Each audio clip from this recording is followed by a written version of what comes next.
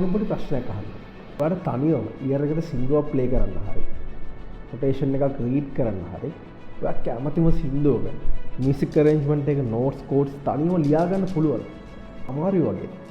ඔයා වගේම මේ දේවල් ඉගෙන ගන්න ආස බිග්නර්ස් වෙනුවෙන් මාස 3ක තේරෙන සිංහලෙන් කියලා දෙන පාඨමාලාවක් අපි නිර්මාණය කරලා තියෙනවා. ඔයාට වැඩි විස්තර දැනගන්න අවශ්‍ය නම් මෙන්න මේ WhatsApp අංකයට මැසේජ් එකක් දාන්න විතරයි තියෙන්නේ.